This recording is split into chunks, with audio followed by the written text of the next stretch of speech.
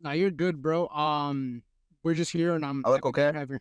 Yeah, man, you look sexy, big baller today. Hey, shit. All right, so welcome, Goofy Gamers. I'm Goofy Joey. I'm here with Jose Santiago. and Jose. You have had a illustrious run this year, winning multiple regionals, winning multiple tournaments, locals, and you made it to Worlds. Can you tell us how you started in getting into Yu-Gi-Oh and just a little bit about yourself? Yeah. Um, so I got into Yu-Gi-Oh! Around late 2019, early 2020-ish. Um, Very casually. I was on YouTube and I got recommended pack opening videos of people opening new sets and such. So they would like pull an expensive card and just mention that like they would go crazy and I'd be like, oh, why is that? Why are they going crazy? And then obviously because the card has like meta relevancy or some stuff like that. So then I just kind of found a local near me. I think I went to like Newberry Comics and then I bought one of the legendary hero decks. So I just like played that. Like I just literally brought that, didn't even have sleeves or anything. And then You raw dogging? and then Nasty man. and then yeah, it was tough because then COVID literally happened like pretty much right then and there. So I guess that was like low key kind of like a blessing in disguise because in theory, it gave me more time to be able to catch up to like, all the good players and like learn a lot of things about the game that might have took me a lot longer to learn. Um, Ah, dope, dope, dope. So, what was your very first competitive deck? Since you know you bought the yeah. legendary heroes, what was your first competitive deck that would kind of brought you into like I like how this feels. I want to keep playing competitive, meta relevant stuff. Yeah, I think the first like competitive deck where I felt like I was kind of getting into the game more seriously was like Drytron. Is when lighting actually when it first came out, when you would do like you would use like I think Dawn Knight and then you would use like Union Carrier to send or to like do crazy stuff. So yeah, that was like one of the first decks where I like stepped out of my comfort zone of like stuff I knew and then simple stuff and tried something else and then yeah, took it from there.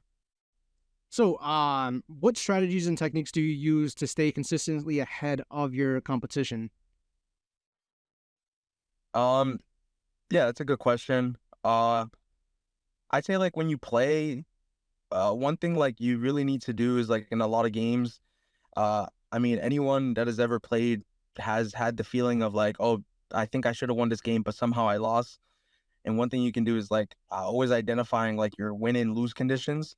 Like even when you're behind or when you're ahead, like how can you possibly lose this game? How are ways to play around that? You know what I mean? Because although the chances of you losing the game might only be like 8%, you really want to play around. How can you beat that 8%? You know, how can you make that become zero? And the chances of you winning a game might only be like if your opponent misplays in a certain interaction. But if you never give them the chance to misplay in a certain interaction or play it in a certain way, or do certain things, then you're actually just never giving yourself a chance to win. So it's all about just like the game. It kind of sucks to boil it down to like math and percentages and all that, but it kind of is. You really want to give yourself the most cracks at being able to win a game and the most chances at not being able to lose a game as well. Makes sense, and that kind of goes right into our next question. How do you prepare for these big and major tournaments, both mentally, physically, and in terms of deck building? Because it seems like you use math and percentages a lot. Is statistics and probability something that you go over a lot in theorizing with your testing group? Yeah, for sure. Like if the math doesn't make sense on a certain deck or hand traps or things you're playing, then you know what I mean? Like we all have opinions. Any testing circle, you're always gonna find that certain people like certain cards, and it just excuse me, it's just that way. Like during all any format, like you're gonna have that certain friends of yours like certain cards, and like it doesn't matter. That's the reason I like math too, is because the math doesn't care about your opinion. Right. The math just says what is happening, what you should do, based on what's in the meta and things of that nature.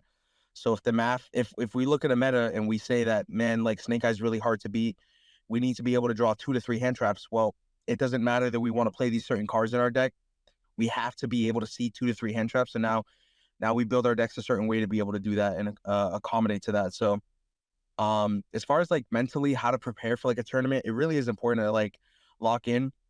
One thing that like I was kind of struggling with when I first started playing or traveling to major events was like I would like lose 2 rounds and then I would automatically be on the bubble and I'd be like, man, I gotta win like the next 4, 5, 6, 3, whatever rounds. And like I think that was a bad mentality I had, and that was the reason I struggled at first to like um kind of like get some tops under my belt. Was because like you really need to like when you're behind in a situation like that where you need to win that many rounds, you really want to take it round by round. You don't want to look at it as, oh, I need to win 4 or 5 rounds in a row. Just you need to win the next round. Focus on each round individually, right? Every match of Yu-Gi-Oh presents its own obstacles, its own win conditions, its own ways that you can like you challenge yourself. So that's like an important thing. I would say mentally, just lock in. Uh, envisioning yourself doing the things that you set out to. That's an important thing. Pat talks about that a lot, where like before you actually do something, you really need to be able to envision that you can do it. Um, and then that just automatically puts you in a, even though it doesn't necessarily do anything physically for you. I mean, it puts you in a good headspace when you're able to see yourself, potentially doing the things you dream of and wanting to be able to do in the game.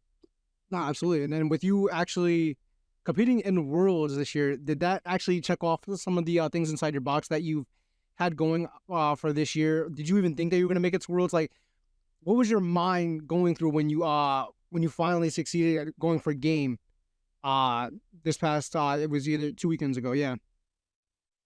Funny enough, like I think going to Worlds has always been a lot of players' dreams. Um, Definitely been like a goal of mine for sure. But I'd say like, my friend group is like they win a lot. Like they literally win a lot of YCSs. So I've always had like I'd say different aspirations as far as like I want to be able to win as well. I want to be able to prove myself. I want to be able to play well, um, in critical moments and play well like under pressure and under time. So that's like, things I want to hold myself accountable to.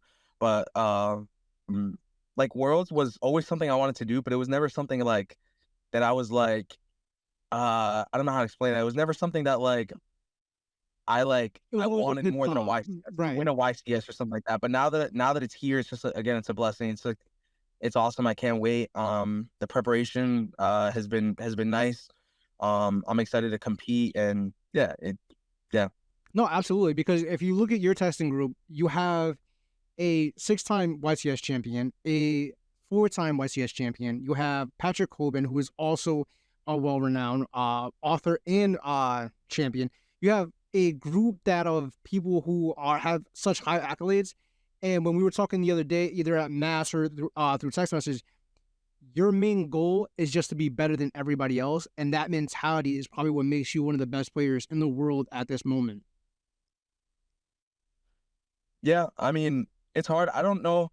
I would humbly say I'm probably not. I wouldn't. I don't. I like to think of myself like if anyone ever asked me or what I think, like yeah, I'm always gonna put myself in that category of like I think I'm one of the best players in the world for sure. But I definitely still have a lot of things I need to prove.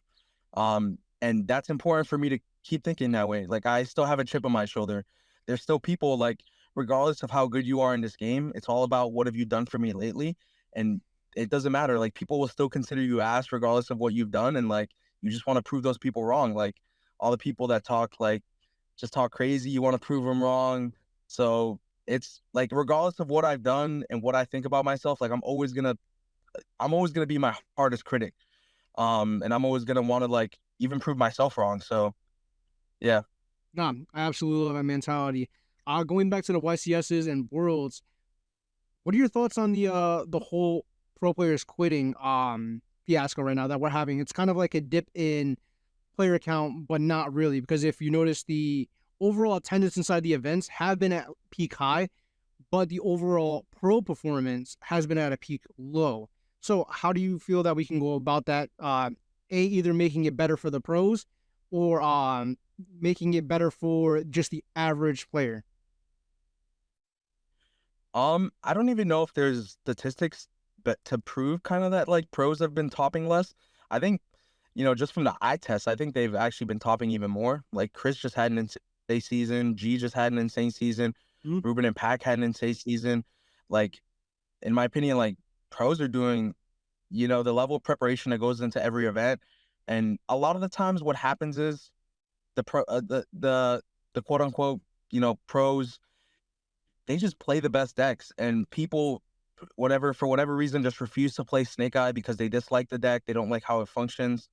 And in and of itself is an edge. So when you think about it, the people that play Snake Eye, they really have to worry about the other people that play Snake Eye, but there's so many people that just don't play it, and that just put themselves at a disadvantage, as far as deck choice and things of that nature every single tournament. That I think that's why you're seeing a lot of consistency. I actually kind of disagree as far as like how hard it is. This has definitely been my best season so far. For example, like I topped 4 out of the 6 events this year Mhm. that I went to, and then one of them I went at Raleigh. I went 9-2, and I didn't top, unfortunately, just because of tiebreakers. But I'd say like even that was like a good level of consistency, I would think, and I think there's been a lot of pro players that have shown that consistency throughout the year. So I don't really understand kind of where that comes from as far as like the pros are topping less, quote unquote. As far as people leaving the game and people, quitting because of the pricing, things of that nature, I mean, it's understandable. I think people leave the game, like every year. People come, people go. It is what it is. Like, um, I'm not gonna defend the pricing. The pricing's not great, but when you do well at a tournament, like that feeling of doing well is obviously not what you're there for, as far as like, oh, that's what you're there for, but you do want more. You want other stuff as far as prizing and being recognized. Yeah, absolutely. But there's nothing like that feeling. There's nothing like that feeling. So that's why I play the game. Like I play the game because I genuinely think it's hard. It's hard to do well, and the rewarding feeling I get from when I do well is honestly, it's like a drug. Honestly, it's like in and of itself. It's like I want more of that. Like that's why I travel to events, because I keep wanting that feeling. I keep wanting to feel like things I haven't felt when I do better in tournaments. You know what I mean?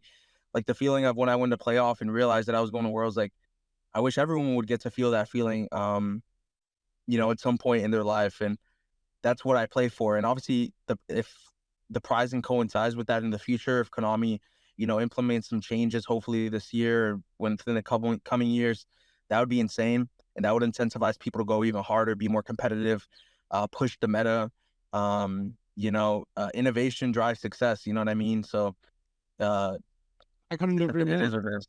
So with that Yeah. being said, it is going to be a shameless plug. I am going to be hosting another Goofy Gauntlet, this time for a little bit more than what I normally do, and it's going to be for a 2K event where first place is going to Nice. Yeah. first place is going to be getting 1,000, second place is going to be 5, and the other two is going to be 250, 250. So with that being said, guys, just be on the lookout. It'll be the announcement will be coming out soon. But going back to what you were saying about competitiveness, do you think that this season was probably your most competitive overall in opponents? Because by you saying that the like Christian topping, getting multiple tops, Pack doing very well, and then a couple of I don't want to say nobodies because they are somebody now, but a couple of randoms getting up to that echelon of where you guys are at on a consistent basis. Do you think it's more competition for you guys and it's getting overall better for the game? And that the only thing that really needs to subside is the way that Konami handles pricing. Yeah, 100%. I think people being more competitive is good for the game. Like, if you can be stale, not test, and just come to an event and do well, like, sure, that's good for you. But at the end of the day, like, when other people are doing well, when there's new people that are coming into the game and showing their abilities and challenging you for the top 32 spot, top 64 spot, that drives competition. It drives you having to stay up longer. It drives you having to get on Discord with your friends and figure out a better build. It pushes the meta. Those are all good things for the game. Those are all like healthy, good things. So, um, 100%. Like newer players that bring that competitive edge are good for the game. No, I absolutely agree. Now, how do you try to evolve with the changing of times? So if you realize, we went back to back with tier zero formats. How have you been adapting to the tier zero and to the changing metas so rapidly. How do you handle that?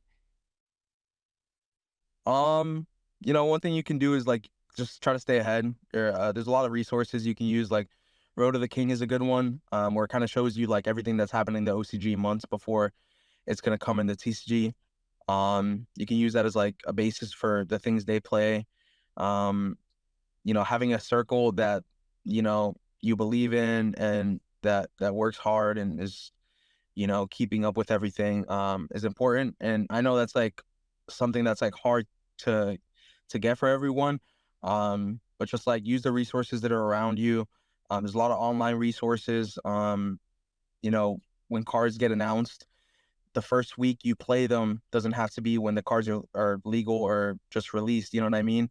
You can play them before. Like we proxy cards, we proxied the Fiendsmith cards, we proxied the fire the Snake Eye cards Man, before fuck those that. came out. What he's trying to say is get on DB and grind. You need to Funny grind. enough, I don't play. Like if you look at my DB, I think I have literally in the last year, I have like maybe 2 hours played of DB. Like I actually don't play DB So it's just all in at person all. testing. Yeah. It's a combination of like in-person testing and I watch a lot of DB. And I think people learn in different ways and that's important to understand that everyone's different. Some people learn really hands-on by needing to do it themselves.